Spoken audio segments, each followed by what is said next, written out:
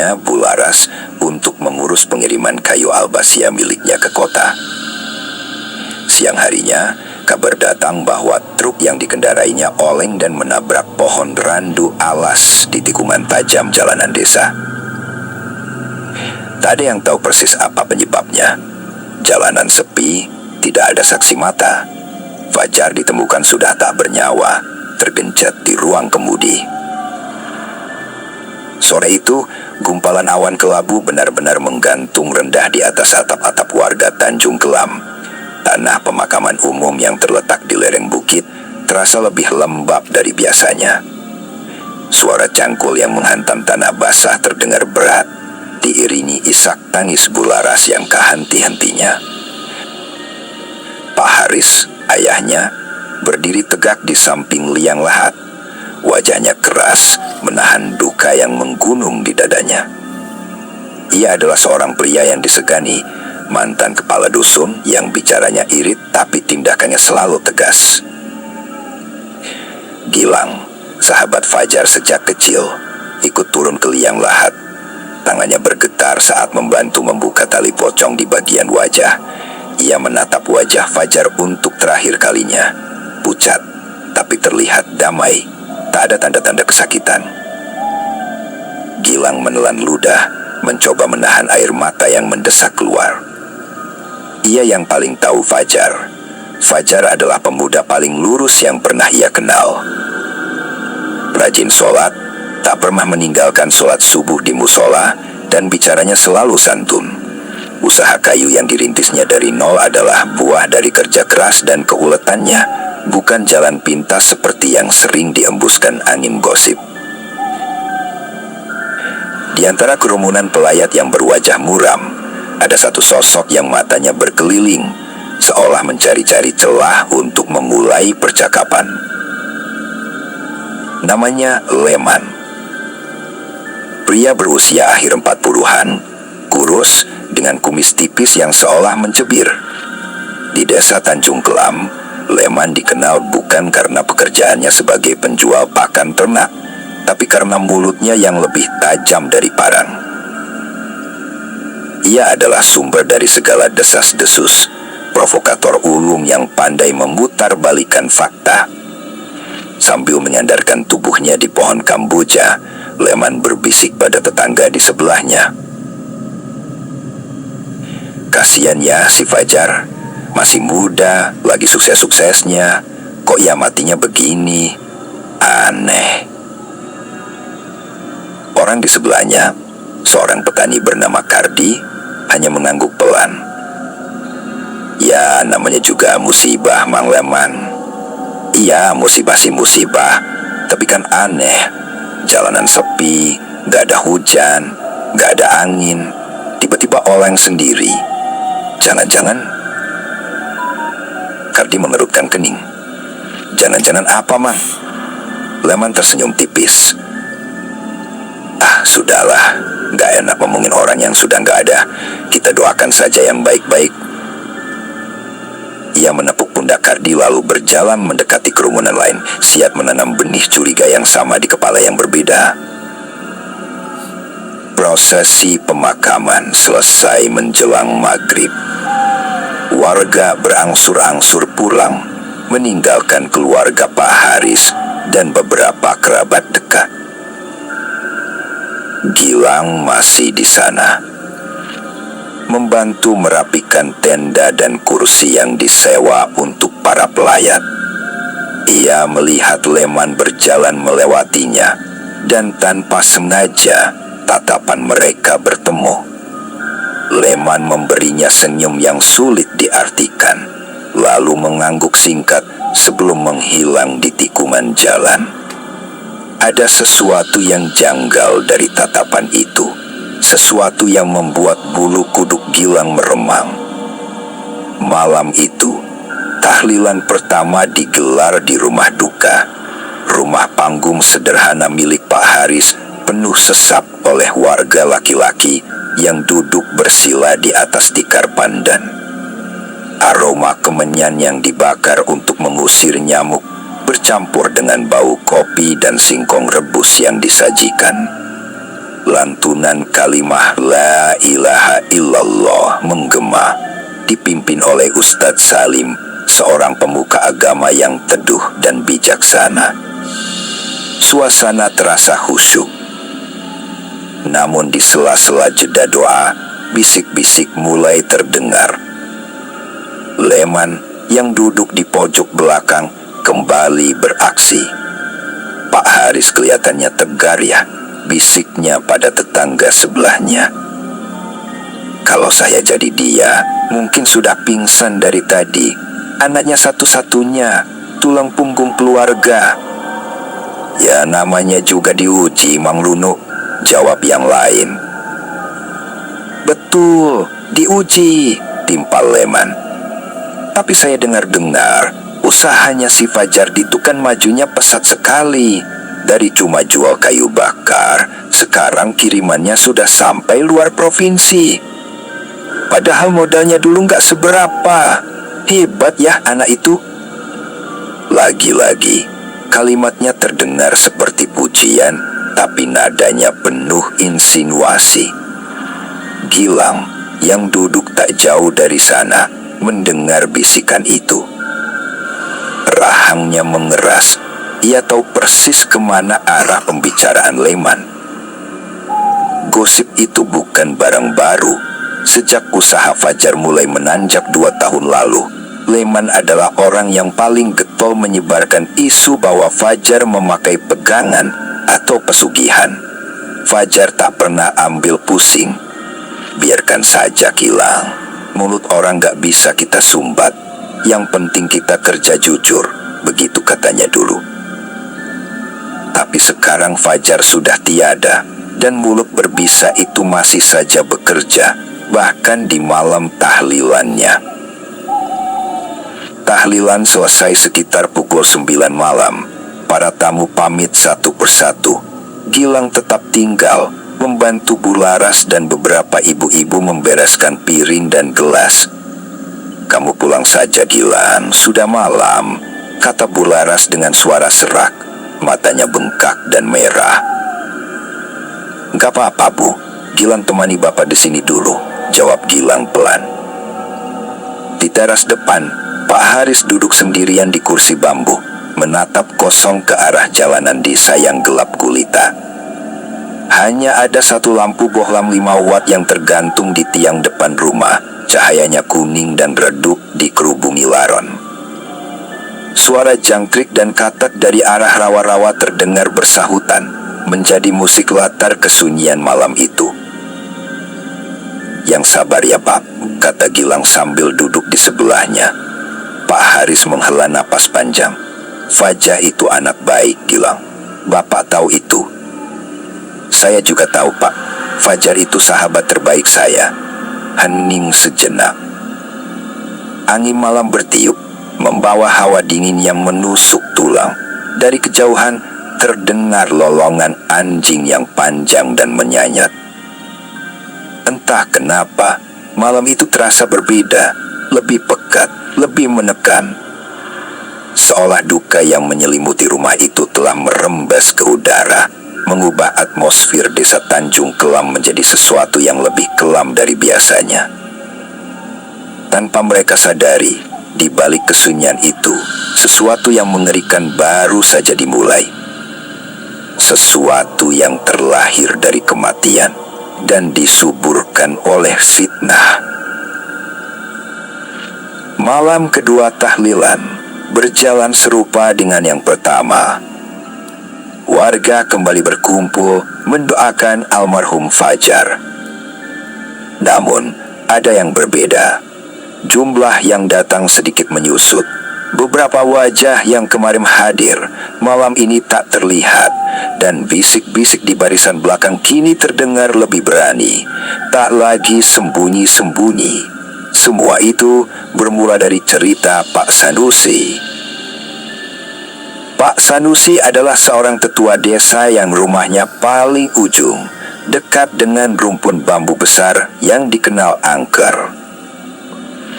Pagi tadi, di warung kopi milik Bi Imah, ia bercerita dengan wajah pucat pasi. Saya nggak bohong, demi Allah, katanya dengan suara bergetar. Semalam, pas pulang tahlilan dari rumah Haris, saya lihat sendiri Mang Leman yang tentu saja sudah nongkrong di sana sejak pagi langsung menyambar. "Lihat apa, Pak Tua? Jangan bikin penasaran." Pak Sanusi menelan ludahnya yang terasa pahit. Saya lihat pocong berdiri di bawah pohon beringin depan rumah saya, diam saja, gak bergerak. Tapi saya yakin itu almarhum Fajar. "Itu almarhum Fajar?" potong Leman, matanya berbinar penuh semangat. Pak Sanusi mengangguk lemah. Kain kafannya masih baru, tapi sudah ada bercak tanahnya. Wajahnya gak kelihatan jelas, gelap, tapi saya yakin perawakannya persis seperti Fajar. Cerita itu menyebar lebih cepat dari api membakar ilalang kering.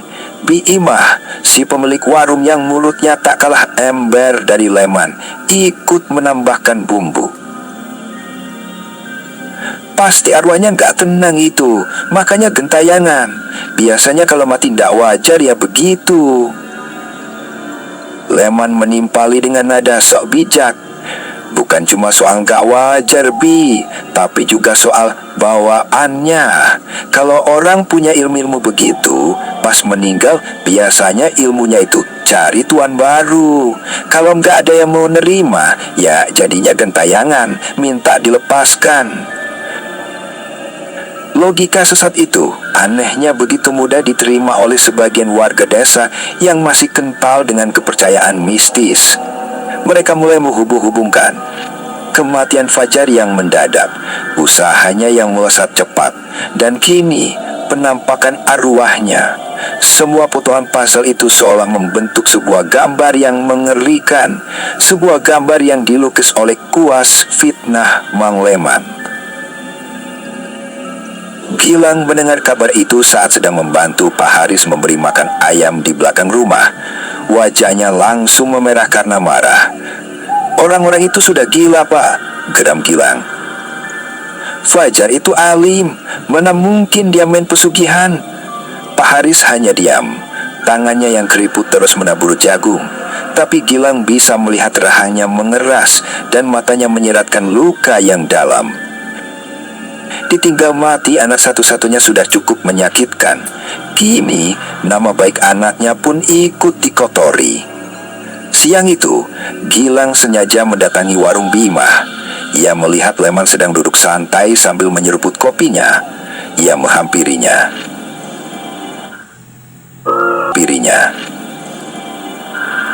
"Mang Leman," sapa Gilang suaranya dingin.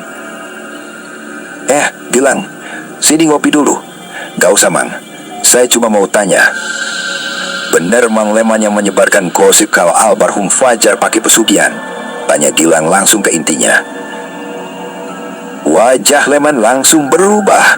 Ia memasang ekspresi teraniaya, seolah dituduh melakukan kejahatan besar. "Loh, kok kamu ngomongnya gitu, Gilang? Saya ini cuma prihatin. Saya dengar cerita Pak Sanusi, terus warga lain juga pada ngomongin. Saya kan cuma ikut nimbrung. Namanya juga di warung kopi, obrolan kan ngalor ngidul." "Tapi obrol Mamang sudah kelewatan. Itu fitnah," suara Gilang mulai meninggi. Leman berdiri.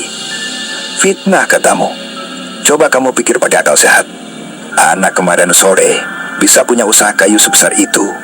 Kamu sendiri lihat kan? Dulu dia cuma bisa beli motor butut, sekarang bisa beli truk. Rumah orang tuanya direnovasi jadi bagus. Itu semua pakai uang dari mana kalau bukan dari cara yang nggak benar? Itu hasil kerja kerasnya, Mang. Siang malam dia bandeng tulang." Balas Gilang tak mau kalah. "Kerja keras? Siapa di desa yang nggak kerja keras? Petani dari subuh sudah di sawah, tapi hidupnya ya begini-begini saja." "Sudahlah, Gilang. Kamu itu sahabatnya. Wajar kalau kamu bela dia. Tapi kamu juga harus lihat kenyataan," kata Leman. Lalu ia memainkan kartu andalannya, playing victim. "Saya ini malah kasihan sama almarhum. Mungkin dia terpaksa melakukan itu demi membahagiakan orang tuanya. Malah jadi begini akhirnya. Arwahnya nggak diterima bumi. Setelah mengucapkan itu, Leman meletakkan beberapa lembar uang di meja dan pergi begitu saja, meninggalkan Gilang yang mengepalkan tangannya menahan amarah. Leman sangat lihai. Ia memposisikan dirinya sebagai orang yang hanya prihatin, sambil terus menyeramkan bensin ke dalam api. Malam harinya, teror itu berlanjut. Kali ini korbannya adalah 3 orang pemuda yang sedang ronda malam. Saat mereka melintas di dekat musola desa, salah satu dari mereka, sebut saja Kamal, tiba-tiba berhenti dan menunjuk ke arah bak penampungan air wudhu yang terbuat dari semen. Itu apa? Bisiknya, suaranya tercekat. 2 temannya ikut melihat. Di atas bak air itu, dalam remang cahaya bulan, sesosok bayangan putih berdiri membelakangi mereka. Sosok itu terbungkus kain dari ujung kepala sampai ujung kaki. Pocong. Mereka bertiga membeku di tempat. Jantung serasa berhenti berdetak. Angin malam yang biasanya terasa sejuk, kini terasa menusuk seperti es. Jangkrik yang tadi ramai tiba-tiba hening. Keheningan yang mencekam. Kemudian sosok itu perlahan menoleh, bukan memutar badan, tapi hanya kepalanya yang berputar. Gerakannya patah-patah, tidak wajar, seperti leher boneka kayu yang dipaksa berputar. Wajahnya rata, tertutup ikatan kain di atas kepala. Hanya ada 2 lubang gelap di tempat seharusnya mata berada. Ketiga pemuda itu menjurit sejadi-jadinya dan lari tunggang langgang, bahkan sampai meninggalkan senter dan kentungan mereka di jalan. Keesokan harinya, desa Tanjung Kelam gempar. Cerita penampakan di musola menjadi topik utama, mengalahkan berita harga gabah yang anjlok. Kali ini ketakutan warga sudah mencapai puncaknya. Leman dan Biimah tak perlu lagi berkuar-kuar. Warga dengan sendirinya menyimpulkan, ini sudah keterlaluan. Arwahnya sudah berani menampakkan diri di dekat rumah ibadah. Kata seorang warga di pos ronda, pasti ada yang tidak beres dengan jenazahnya. Timpal yang lain, ini bukan lagi soal pesugihan. Leman menambahkan dari tengah kerumunan, kali ini dengan nada serius, seolah ia adalah seorang ahli supranatural. Ini pertanda bahwa almarhum menuntut sesuatu, atau mungkin ada tumbal yang belum terpenuhi. Istilah tumbal itu seperti sengatan listrik. Warga saling berpandangan dengan ngeri. Pikiran mereka langsung melayang kemana-mana. Siapa tumbalnya? Apakah arwah itu akan mencelakai warga? Fitnah yang tadinya hanya menyasar almarhum Fajar, kini mulai berevolusi menjadi ancaman bagi seluruh desa. Ketakutan adalah pupuk terbaik bagi kebencian, dan warga Tanjung Kelam mulai takut. Sore itu, Bularas yang sedang menyapu halaman rumahnya mendapati para tetangga yang lewat di depan rumahnya membuang muka. Anak-anak kecil yang biasanya bermain di halaman rumahnya kini dilarang oleh orang tua mereka. Warung sayur langganannya tiba-tiba bilang stoknya habis saat ia datang. Keluarga Pak Haris mulai diasingkan. Duka mereka belum lagi usai. Kini mereka harus menanggung beban sosial yang begitu berat. Gilang melihat semua itu dengan hati yang hancur. Ia mencoba berbicara dengan beberapa warga, mencoba meluruskan, tapi usahanya sia-sia. Mereka sudah terlanjur termakan fitnah dan dicekam rasa takut. Percuma Gilang, kata Ustadz Salim saat Gilang menemuinya di musola. Ustadz tua itu sedang membersihkan karpet sajadah. Hati mereka sudah tertutup oleh prasangka. Fitnah itu seperti air bah, sekali datang sulit dibendung, apalagi jika ditunggani oleh rasa takut. Lalu kita harus bagaimana Ustadz? Kasihan Pak Haris dan Bularas, keluh Gilang. Ustadz Salim menghela napas. Ia menatap keluar jendela musola ke arah langit senja yang memerah.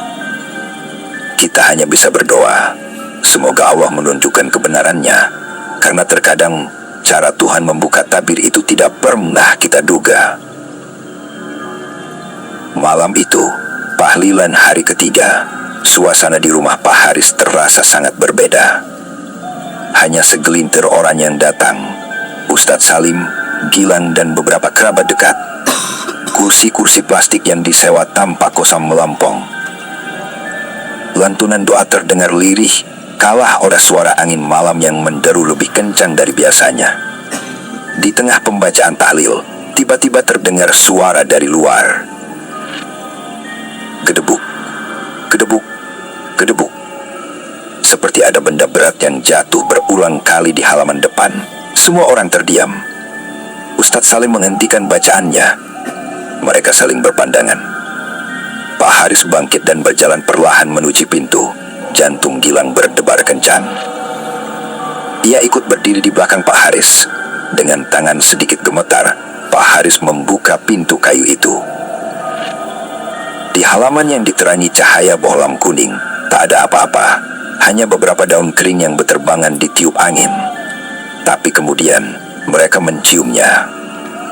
Bau busuk yang sangat menyengat, bau kapur barus yang bercampur dengan bau tanah basah, dan sesuatu yang amis, seperti bau anyir darah yang sudah lama mengering. Bau khas mayat. Angin bertiup lagi, lebih kencang. Pintu rumah berderit, dan dari sudut mata Gilang, ia bersumpah melihat sesuatu bergerak di kegelapan, di balik pohon mangga besar di tepi jalan. Sesosok bayangan putih yang berdiri tegak lurus, lalu lenyap begitu saja ditelan kegelapan. Malam itu, tak ada yang berani pulang sendirian. Teror itu kini sudah sampai di depan pintu rumah duka. Bukan lagi sekedar menampakkan diri dari kejauhan, tapi sudah berani mendekat, seolah ingin menyampaikan pesan.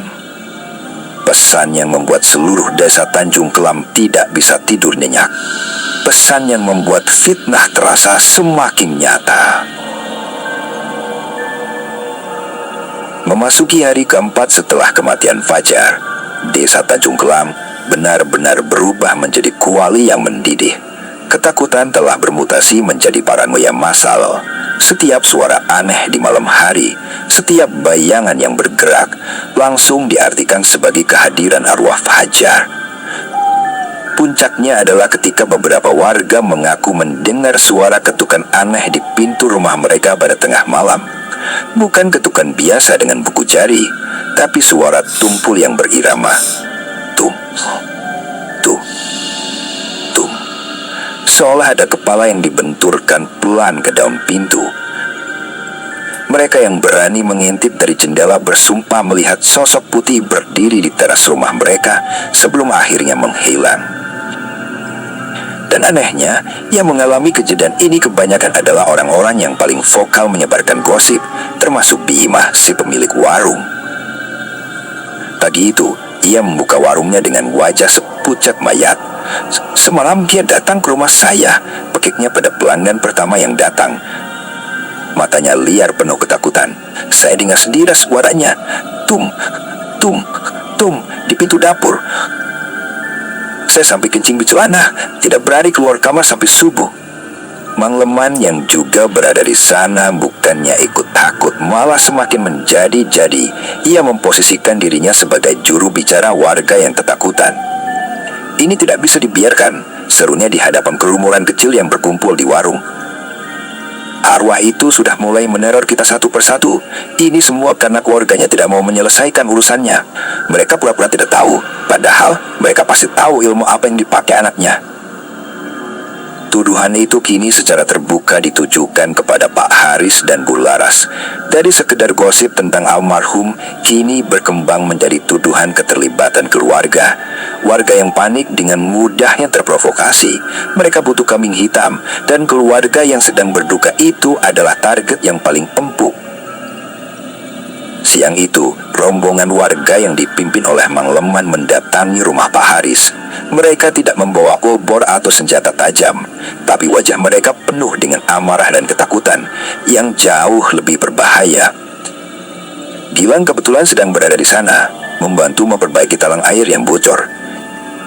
Ia melihat rombongan itu datang dan langsung turun dari atap. "Ada apa ini ramai-ramai?" Tanya Gilang berdiri di depan pintu, mencoba menghalangi mereka. "Kami mau bicara dengan Pak Haris," saut Leman dengan nada tinggi. "Ini urusan seluruh desa, bukan urusanmu, Gilang." Pak Haris keluar dari dalam rumah diikuti Bularas yang wajahnya sudah basah oleh air mata. Pak Haris menatap kerumunan itu dengan tatapan tenang, meski hatinya remuk. "Ada apa, Leman? Kenapa kalian datang seperti ini?" tanya Pak Haris, suaranya berat.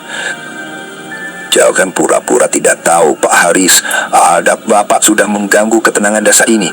Arwahnya gentayangan meneror kami. Bapak sebagai orang tuanya harus tanggung jawab."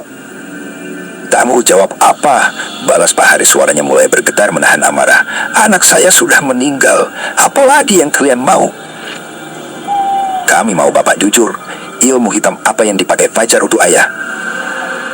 Di mana Dima dari simpan? Mungkin itu yang harus dibuang supaya arwahnya tenang." Leman menunjuk-nunjuk ke arah rumah Pak Haris. Bularas tak tahan lagi. Ia maju sambil menangis. "Kalian semua tega. Anak saya sudah tidak ada. Masih juga kalian fitnah. Fajar itu anak baik. Dia kerja keras. Kenapa kalian sejahat ini?" "Halah, sandiwara," cibir Bi Imah dari barisan belakang. "Kalau memang anak baik, arwahnya tidak akan keluyuran seperti sekarang."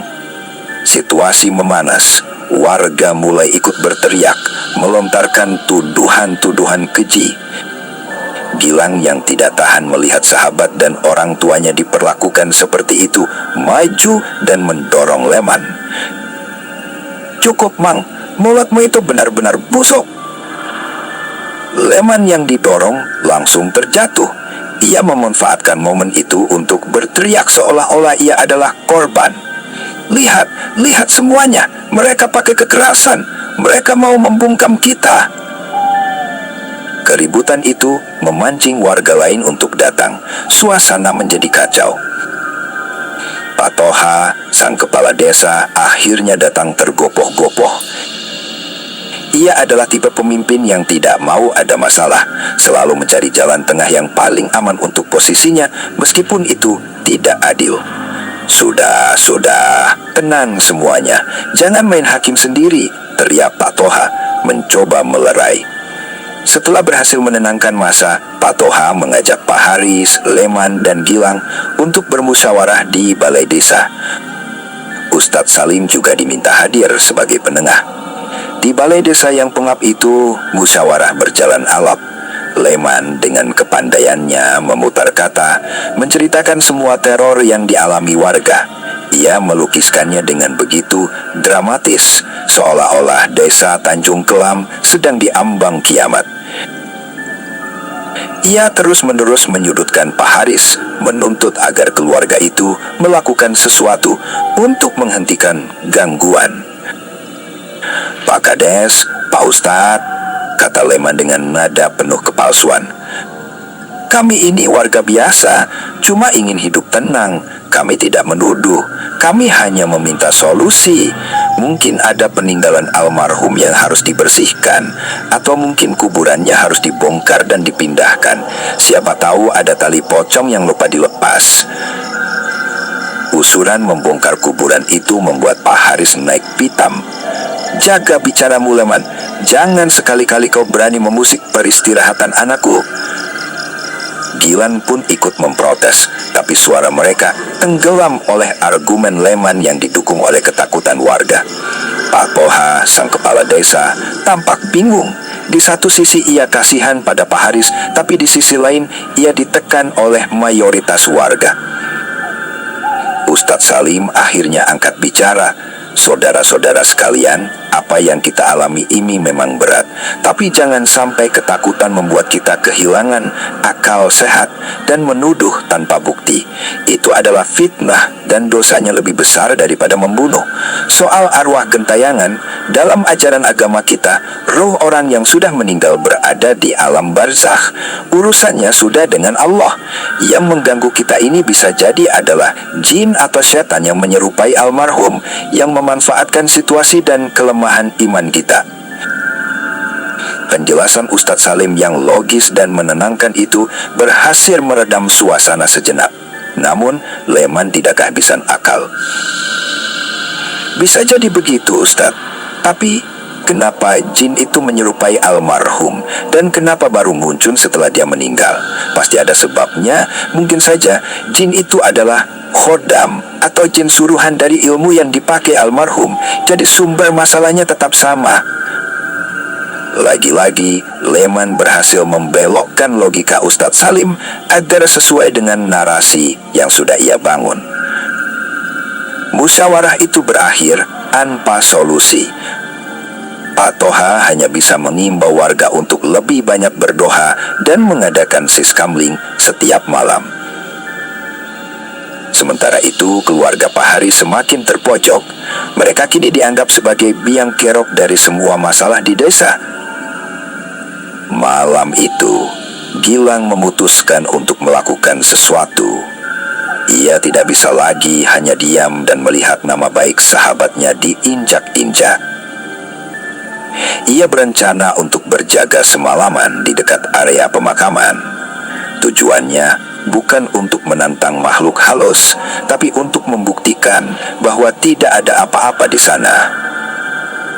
Mungkin saja, pikirnya, ada orang iseng yang sengaja menakut-nakuti warga dengan memakai kostum pocong untuk tujuan tertentu.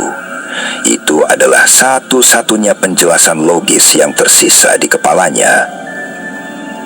Menjelang tengah malam, berbekal senter dan sebilah golok yang ia selipkan di pinggang untuk berjaga-jaga, Gilang berjalan seorang diri menuju pemakaman di lereng bukit.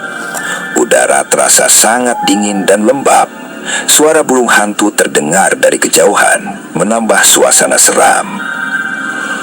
Area pemakaman itu gelap total, hanya diterangi cahaya bulan yang sesekali tertutup awan.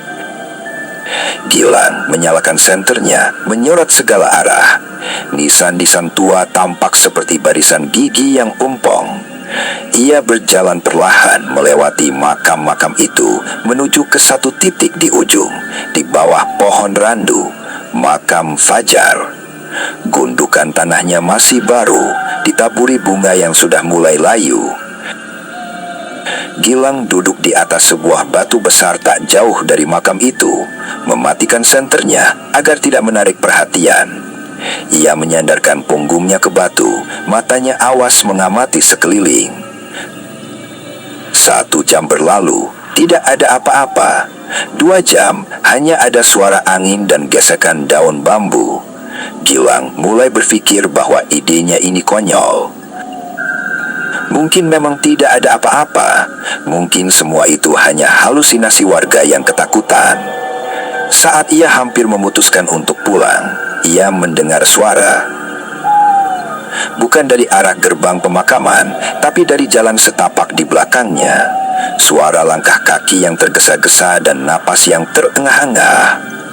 Gilang segera bersembunyi di balik batu, mengintip. Sosok yang datang itu terlihat samar dalam kegelapan. Semakin dekat, Gilang mengenalinya. Itu Mang Leman. Untuk apa Leman datang ke pemakaman tengah malam begini? Jantung Gilang berdebar. Apakah Leman adalah pelaku yang menakut-nakuti warga? Tapi Leman tidak terlihat seperti orang yang sedang berbuat iseng. Wajahnya pucat pasi, penuh keringat. Ia berlari tersandung-sandung menuju makam Fajar.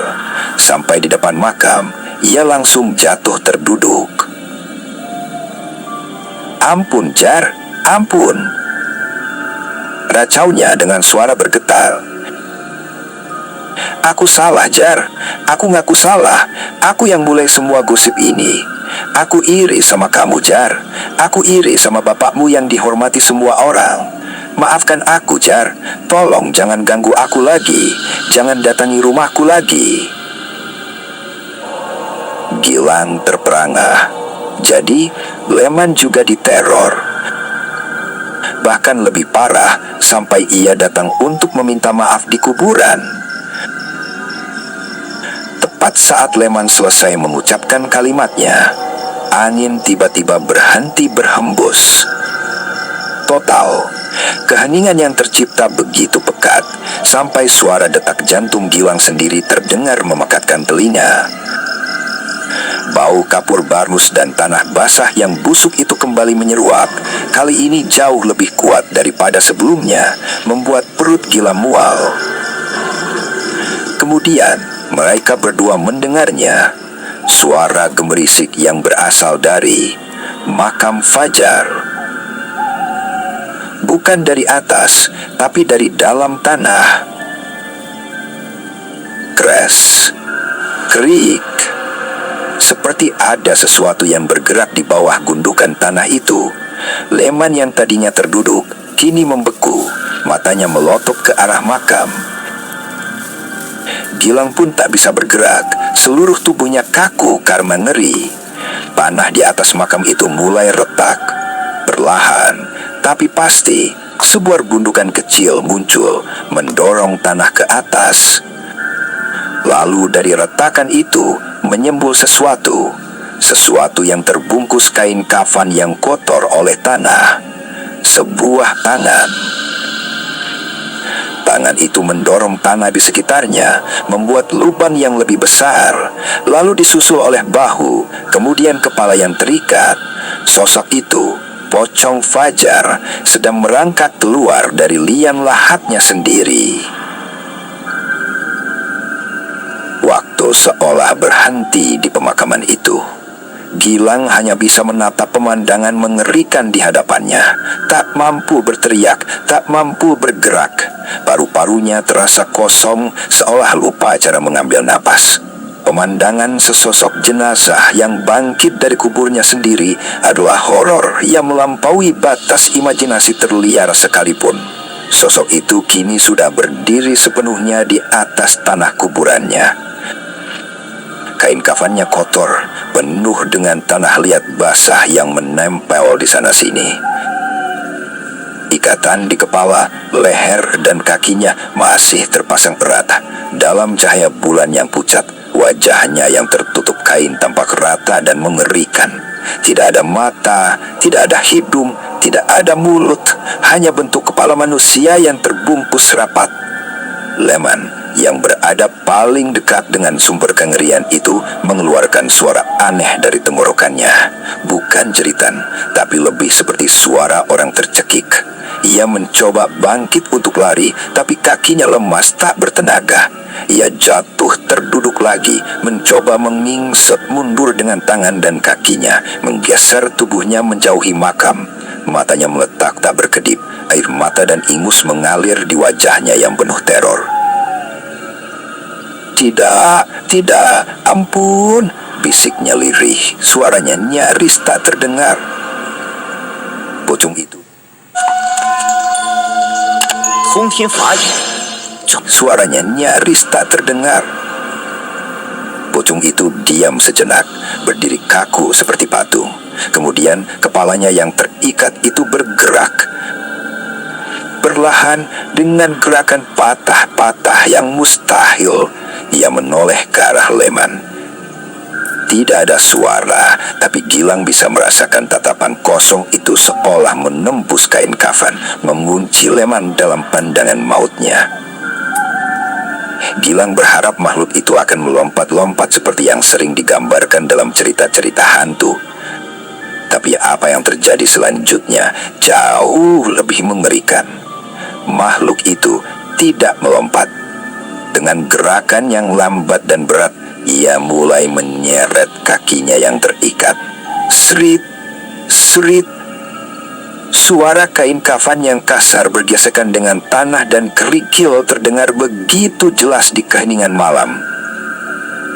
Ia bergerak maju, selangkah demi selangkah, menuju Leman yang sudah tak berdaya. Bukan seperti hantu yang melayang, tapi seperti mayat hidup yang dipaksa bergerak oleh kekuatan gaib. Setiap gerakannya terlihat kaku dan penuh penderitaan. Bau busuk semakin menyengat, membuat Gilang ingin muntah. Itu bukan lagi sekedar bau tanah, tapi bau pembusukan yang pekat. Tolong, jangan. Leman akhirnya berhasil menemukan suaranya. Ia berteriak histeris, mencoba merangkak lebih cepat. Tapi usahanya sia-sia. Sosok itu semakin dekat. Jarak mereka kini hanya beberapa meter. Gilang dari tempat persembunyiannya bisa melihat detail yang lebih mengerikan. Kain kafan di bagian punggungnya sobek, memperlihatkan kulit yang membiru dan membengkak. Ada cairan gelap yang merembes dari sela-sela kain. Dalam kepanikannya, Leman meraih sebuah batu nisan kecil dan melemparkannya ke arah pocong itu. Batu itu mengenai dadanya, tapi tak ada reaksi sama sekali. Makhluk itu terus maju, tak terhentikan, seperti mesin kematian yang berjalan lambat. Gilang ingin menolong.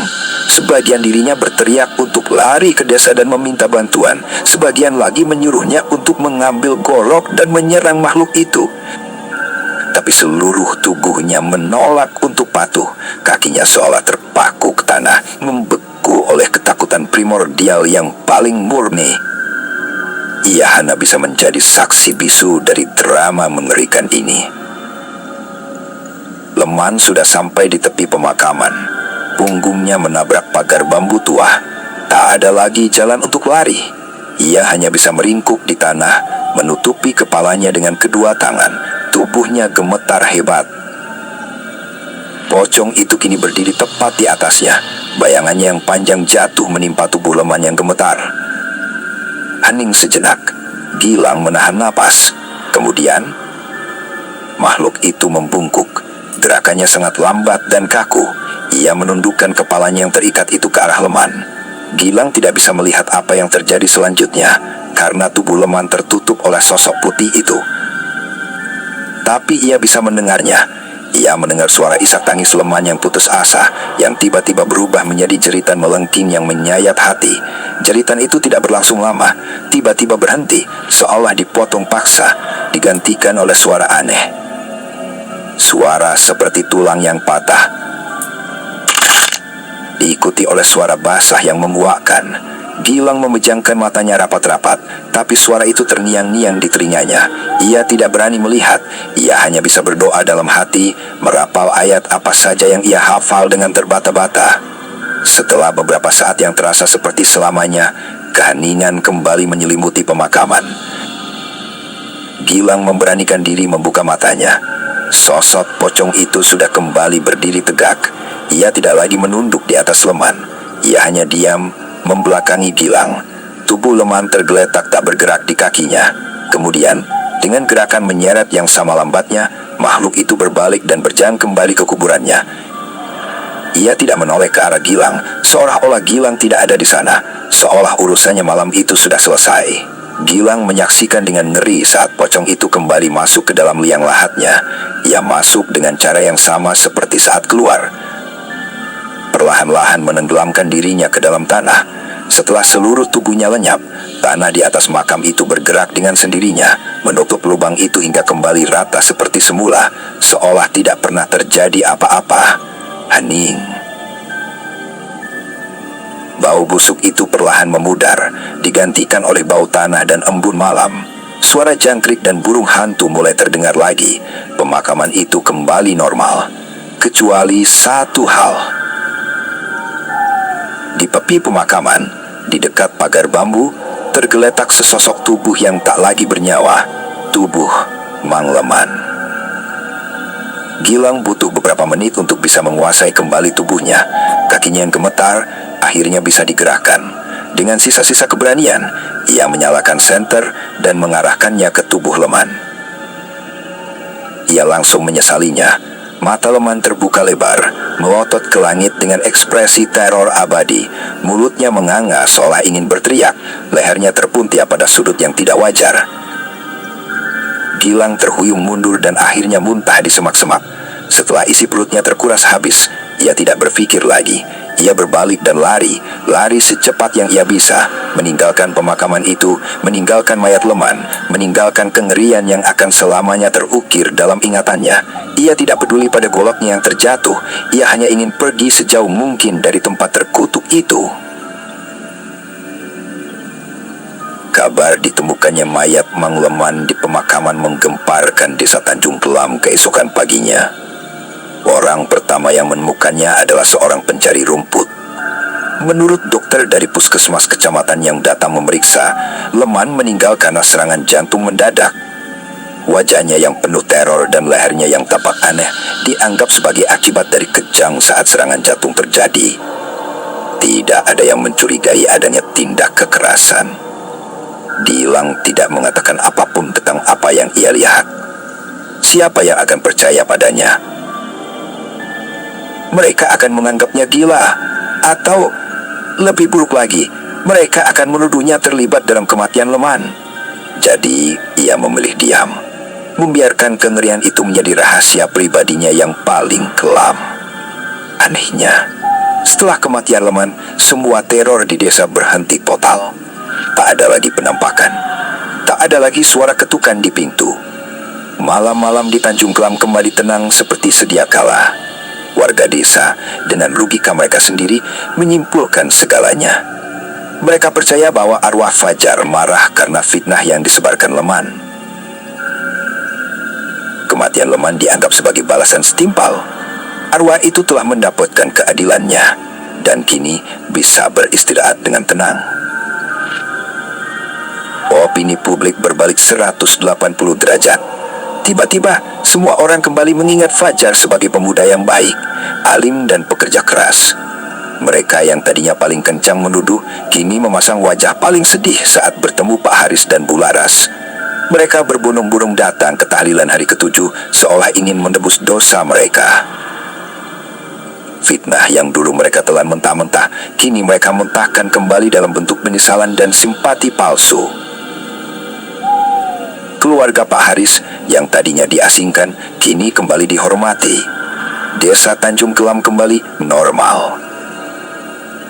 Dengan sebuah legenda baru yang akan diceritakan turun-temurun. Kisah tentang arwah yang menuntut balas pada pemfitnahnya.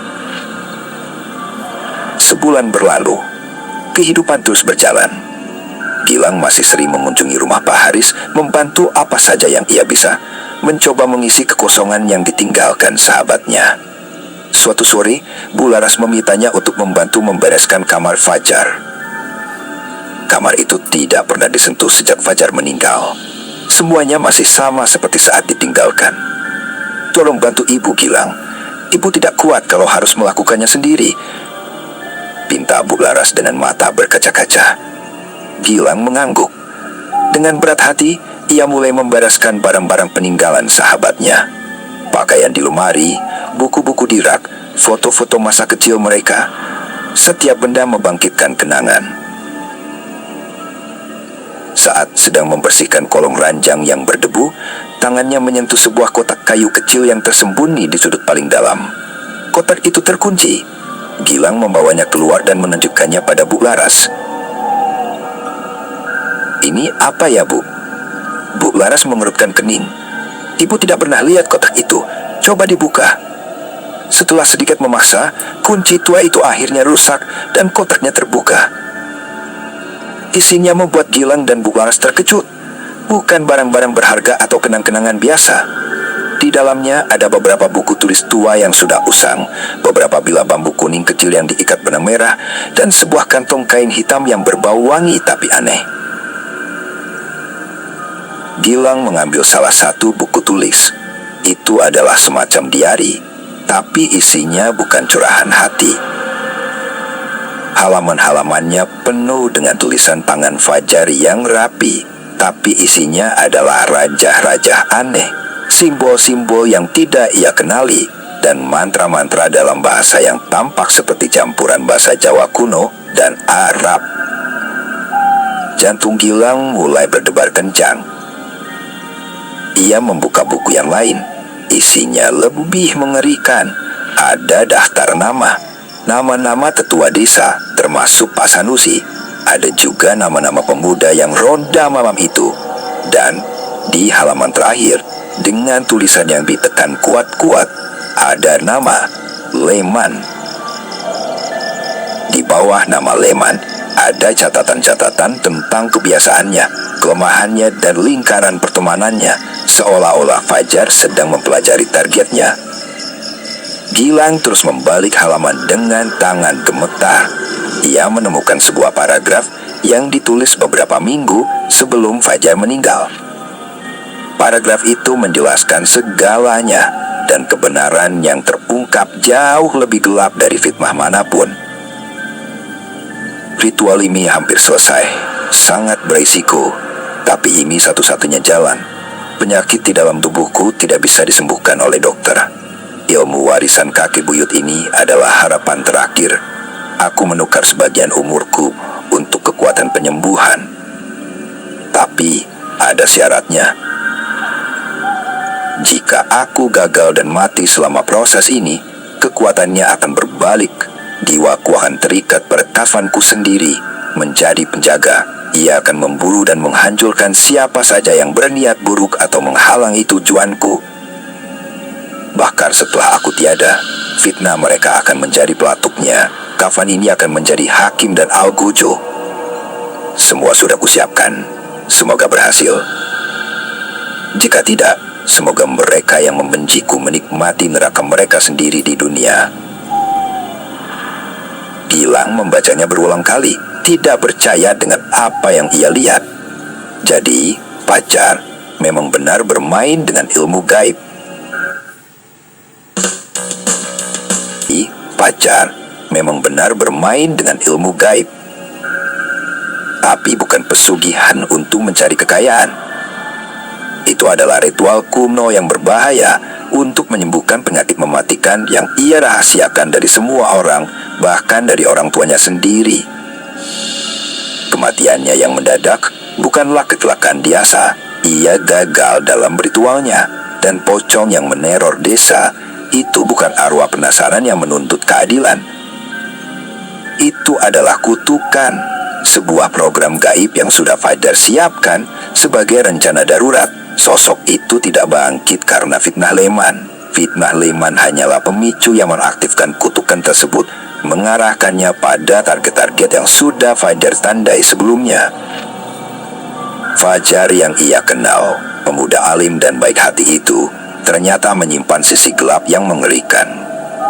Ia telah merencanakan pembalasan dendamnya, bahkan dari balik kubur. Leman bukanlah korban dari arwah yang teraniaya. Ia adalah korban dari sebuah kutukan yang dingin dan terencana. Gilang menatap